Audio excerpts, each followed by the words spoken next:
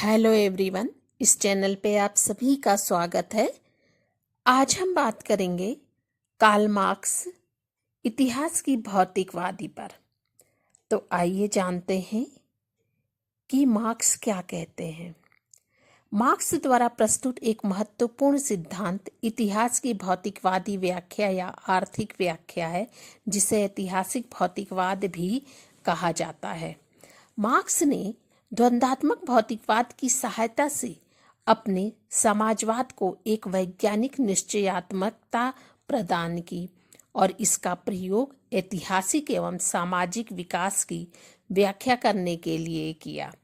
इतिहास की द्वंद्वात्मक भौतिकवादी व्याख्या को ही उसने ऐतिहासिक भौतिकवाद या इतिहास की भौतिक व्याख्या का नाम दिया।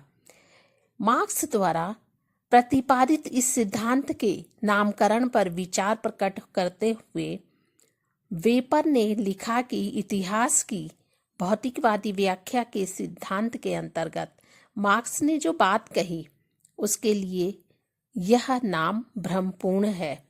इस सिद्धांत को भौतिकवाद नहीं कहा जा सकता, क्योंकि भौतिक शब्द का अर्थ चेतनाहीन पदार्थ से होता है, जबकि इस सिद्धांत में मार्क्स ने चेतनाहीन पदार्थ की कोई बात नहीं की है। इस सिद्धांत के अंतर्गत मार्क्स ने सामाजिक परिवर्तन की बात कहा है। यह परिवर्तन आर्थिक कारणों से होता है। अतः मार्क्स के सिद्धांत का नाम इतिहास की आर्थिक व्याख्या होना चाहिए। इतिहास की भौतिकवादी अवधारणा का प्रयोग मार्क्स ने अपने वैज्ञानिक समाजवाद के प्रतिपादन के रूप में किया। मार्क्स से पूर्व इतिहास की व्याख्या आदर्शात्मक दृष्टिकोण के आधार पर की जाती है। उदाहरण के लिए अगस्त कॉम्ट ने मानव के बौद्धिक विकास के आधार पर समाज के विकास को भी 3 स्तरों में विभाजित किया। इसी प्रकार से हिगल ने भी मानवीय इतिहास को विचारों का ही इतिहास माना। मार्क्स ने इस विचारों का खंडन किया। उसने हिगल से भिन्न अपने विचारों को भौतिकवादी जामा पहनाया तथा इतिहास की आर्थिक या भौतिक व्याख्या भी प्रस्तुत की। हिगल मानते हैं कि संपूर्ण जगत में एक निरपेक्ष विचार की अभिव्यक्ति होती है तथा विचारों में परिवर्तन होने पर ही इतिहास एवं समाज में भी परिवर्तन आता है। मार्क्स ने हिगल के विपरीत ऐतिहासिक घटनाओं की व्याख्या की है और समझाया है कि भौतिक पदार्थों के आधार पर की जाती है। वे कहते हैं कि विचार पर्यावरण को प्रभावित नहीं करते, वरन पर्यावरण ही विचारों को प्रभावित करता है। ऐतिहासिक भौतिकवाद एक दार्शनिक विज्ञान के रूप में सामाजिक विकास के सामान्य नियमों, पहलुओं एवं प्रवृत्तियों पर अपना ध्यान केंद्रित करता है। यह सामाजिक जीवन के सामाजिक चेतना से संबंधों का भी उल्लेख किया जाता है। प्रत्येक समस्या की व्याख्या इसी तरह सहसंबंध द्वारा की जाती है। कार्ल मार्क्स ने इसे परिभाषित करते हुए कहा है कि ऐतिहासिक भौतिकवाद एक दार्शनिक विज्ञान है जिसका संबंध जीवन के सार्वभौमिक नियमों से भिन्न सामाजिक विकास के विशिष्ट नियमों से होता है। ऐतिहासिक भौतिकवाद की व्याख्या मुख्य बातों का उल्लेख मार्क्स ने अपनी प्रसिद्ध कृति जर्मन विचारधारा में किया। मार्क्स ने उन इतिहासकारों से सहमत नहीं है जो यह मानते हैं कि इतिहास कुछ महान और विशेष व्यक्तियों के कार्यों का परिणाम है। वह इस मत से भी सहमत नहीं है कि प्राकृतिक या भौगोलिक पर्यावरण ही मानव के सामाजिक जीवन और उसके विकास के लिए उत्तरदायी हैं। मार्क्स ने कहा है कि सभी सामाजिक, राजनीतिक तथा बौद्धिक संबंध, सभी धार्मिक तथा कानूनी पद्धतियों, सभी बौद्धिक दृष्टिकोण जो इतिहास के विकास क्रम में जन्म लेते हैं, वे सब जीवन की भौतिक अवस्थाओं से उत्पन्न होते हैं। मार्क्स के सिद्धांत में आर्थिक निर्धारणवाद केंद्रीय स्थिति बनाए हुए है। यह ऐसा केंद्र बिंदु है जिसके चारों ओर व्यक्त एवं विवेचित किए गए विचार घूमते हैं। सामाजिक जीवन, समाज तथा सामाजिक संस्थाओं के अध्ययन के लिए इतिहास की भौतिकवादी व्याख्या का सिद्धांत उसके द्वंद्वात्मक भौतिकवाद के सिद्धांत का ही विस्तार है।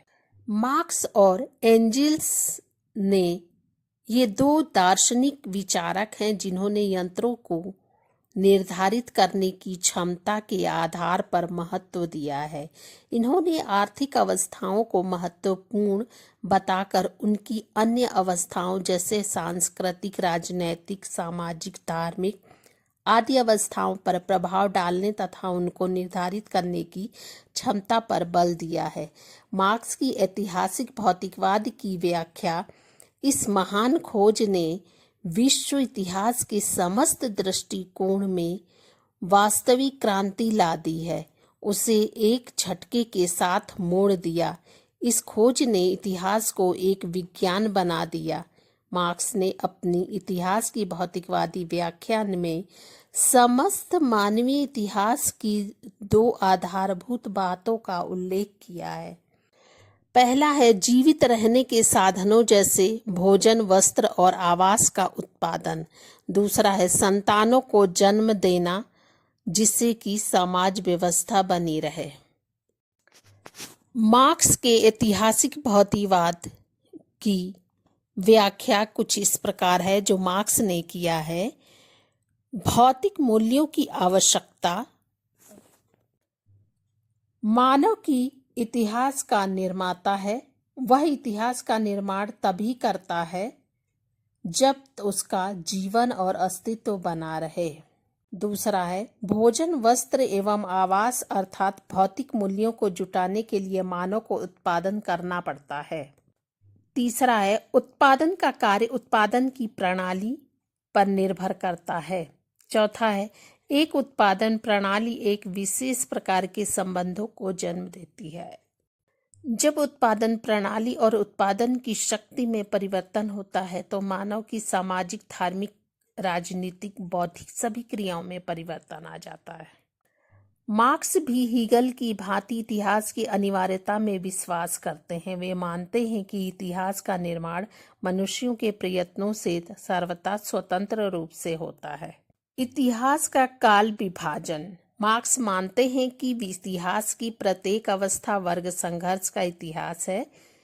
इतिहास की प्रत्येक घटना, प्रत्येक परिवर्तन आर्थिक शक्तियों का परिणाम है।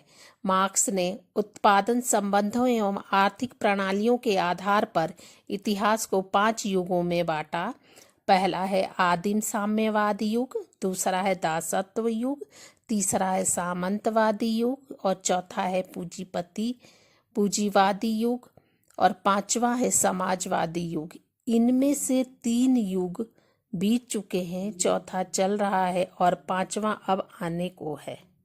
आदिम साम्यवादी युग यह इतिहास का प्रारंभिक युग था। इस युग में पत्थर के औजार और धनुष बाण उत्पादन के धनुष साधन थे।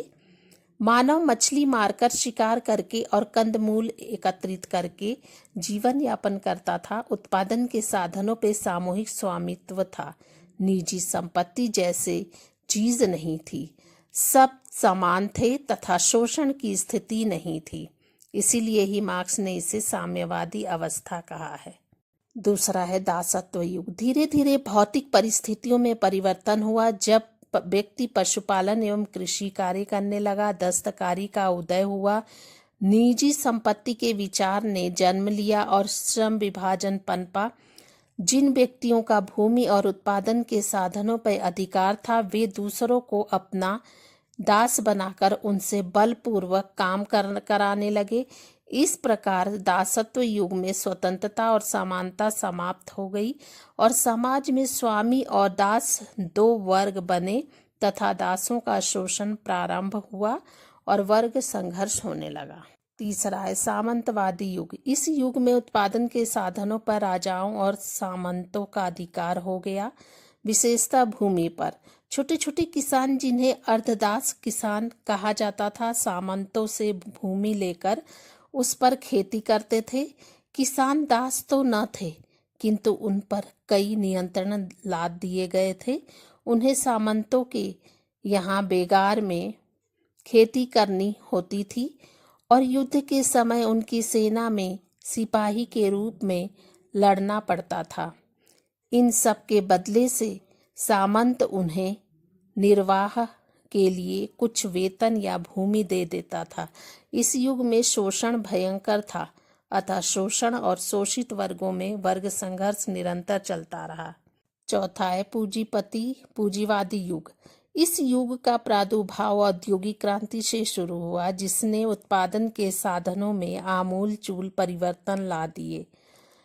पूंजीवादी उत्पादन के नवीन साधनों जैसे कारखानों या मशीनों का स्वामी हो गया और श्रमिकों का उत्पादन का कार्य कराने लगा। अब उत्पादन बड़ी मात्रा में और तीव्र गति से होने लगा। छोटे छोटे उद्योग धंधे नष्ट हो गए क्योंकि वे कारखाने में बने माल से प्रतिस्पर्धा नहीं कर सकते थे। अतः कुटीर उद्योग में लगे व्यक्ति भी कारखानों में श्रमिकों के रूप में सम्मिलित हो गए। इस प्रकार समाज की संपत्ति मुट्ठी भर पूंजीपतियों के हाथों में केंद्रित हो गई और समाज में पूंजीपति एवं श्रमिक दो स्पष्ट वर्ग पनपे जो अपने अपने हितों को लेकर परस्पर संघर्षरत थे। पांचवा आया समाजवादी युग। पूंजीपतियों के शोषण को समाप्त करने के लिए श्रमिक वर्ग में चेतना आ गई। वे क्रांति करेंगे और पूंजीपतियों को उखाड़ फेंकेंगे। इस संघर्ष में श्रमिकों की ही विजय होगी। वे समाजवाद की स्थापना करेंगे और श्रमिकों का अधिनायकत्व कायम होगा। उत्पादन के साधनों पर राज्य का सामूहिक अधिकार होगा। तब शोषक और शोषित नहीं होंगे और वर्ग विहीन समाज की स्थापना होगी।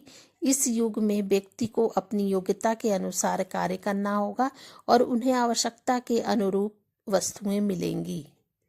इस प्रकार से मार्क्स ने स्पष्ट किया कि मार्क्स समाजवादी समाज की अवस्था रूस, चीन और पूर्वी यूरोपीय देशों में आई है, शेष में नहीं है। मार्क्स इतिहास की आर्थिक व्याख्या के आधार पर पूंजीवाद का अंत और साम्यवाद के आगमन की संभावना व्यक्त करता है। मार्क्स द्वारा प्रस्तुत इतिहास की भौतिक आर्थिक व्याख्या के सिद्धांतों के आधार पर कुछ आलोचनाएं भी निकलती हैं। पहला है आर्थिक तत्व पे अत्यधिक और अनावश्यक बल स्पष्ट रूप से दिखता है। दूसरा है आर्थिक आधार पे सभी ऐतिहासिक घटनाओं की व्याख्या असंभव है। तीसरा है संयोग के तत्व की अपेक्षा बढ़ जाती है। चौथा है इतिहास के कालक्रम में अनुपयुक्त है। और पांचवा है इतिहास का राज्य विहीन समाज पर आकर रुकना संभव नहीं है। यदि इस वीडियो में आपको कोई क्वेश्चन करना है तो कमेंट बॉक्स में लिखें। चैनल को लाइक, सब्सक्राइब, शेयर, कमेंट ज़रूर करें। धन्यवाद।